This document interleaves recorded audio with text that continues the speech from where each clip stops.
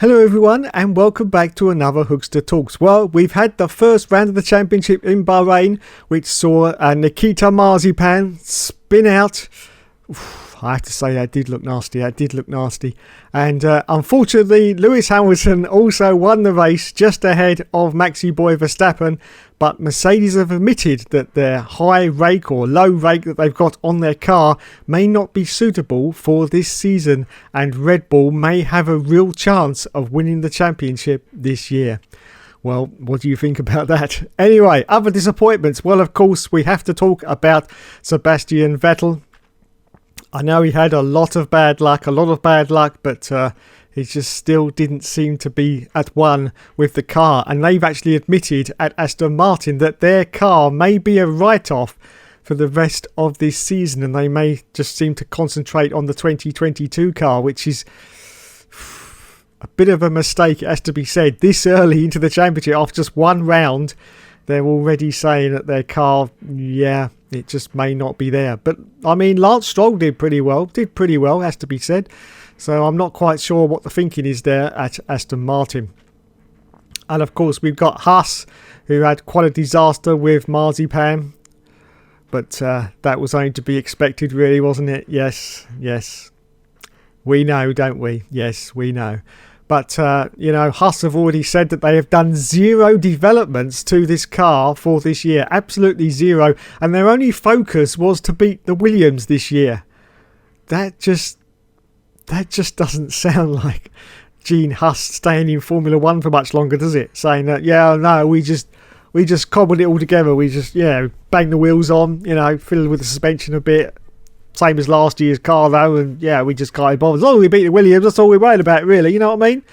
I just, that's just very worrying indeed for Haas. And there's rumours of them being taken over by some kind of Russian consortium, and I think that could be happening in the not too distant future. Of course, could Gene Haas actually pull the plug before the 2022 season, when of course all the new cars and designs come out, because of course it's going to save him a boatload of money not having to develop that new car for next year. But I'm pretty sure those cars must be ready to go by now. Surely they must be ready to go by now. Anyway, that's the news for Bahrain. It's a 3-week gap, of course, before the next Grand Prix, which I don't quite get why there's such a gap when there's so many races this year, 23 in total. But is there going to be 23 races in total? Well, we'll have to find out as the season progresses.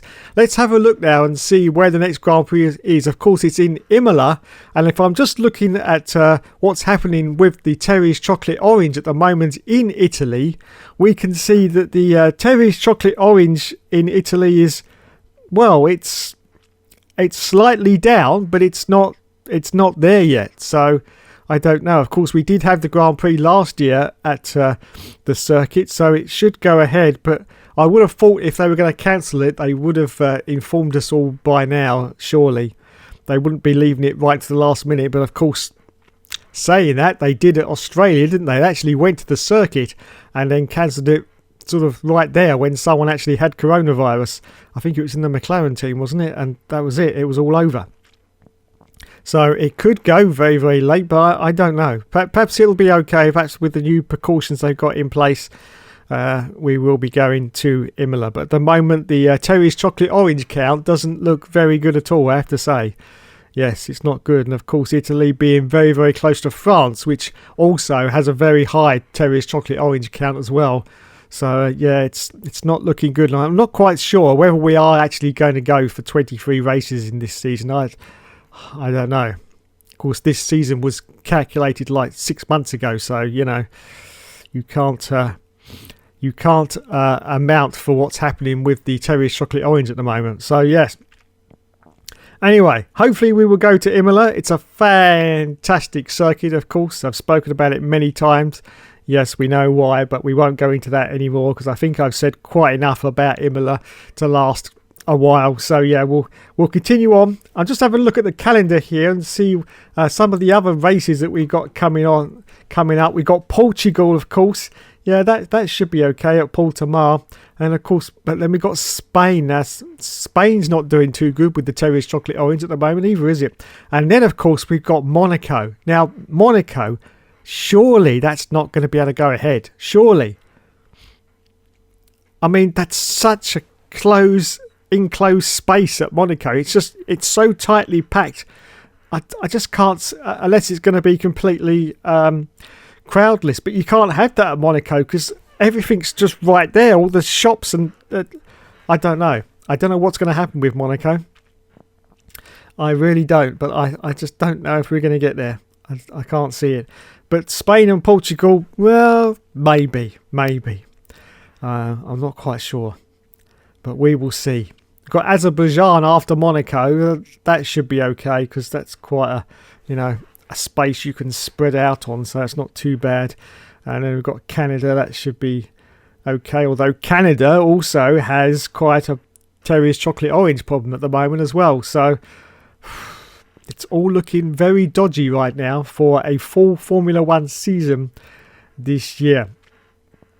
Anyway, so what are your predictions for the next race at Imola? Do you think that Max Verstappen is finally going to get ahead of Lewis and start to win races and get ahead of him in the championship? Or do you think that Lewis is just going to use that natural skill, determination, charm and everything else that he uses every single race and actually start winning and possibly go on to win his 8th title?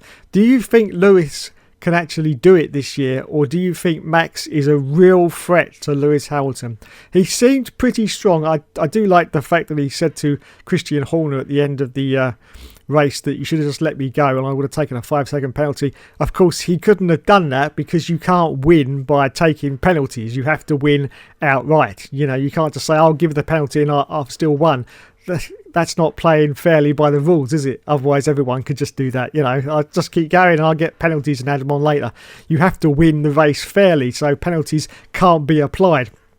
And if they're going to be applied, then obviously he had to do what he did and back off, which is what he did. That's quite a sensible thing to do. So yeah, it was good, a call there from the Red Bull team to actually get Max not to stay ahead of Lewis and take the penalty. Because as I say, there would have been a lot of repercussions later with the FIA if that had actually been allowed to go ahead.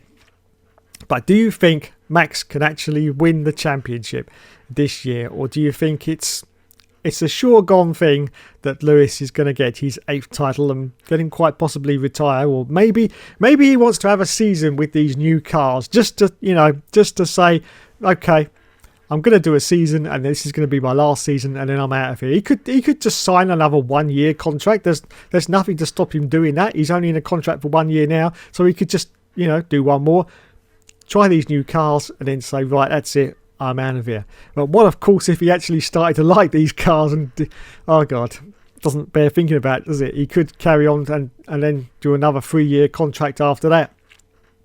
Who knows? Only Lewis Hamilton knows the answers to that. And of course, until you get out on track with the new cars and see the performance levels and what they're all doing compared to the others, nobody's going to know what Lewis Hamilton's going to end up doing in a few years' time. Yes. But anyway, thanks so much for watching, everyone. This has been the Hookster talking a lot of waffle once again about the Grand Prix. Let me know what you think about the last race at Bahrain and whether you thought it was a good race or pretty average.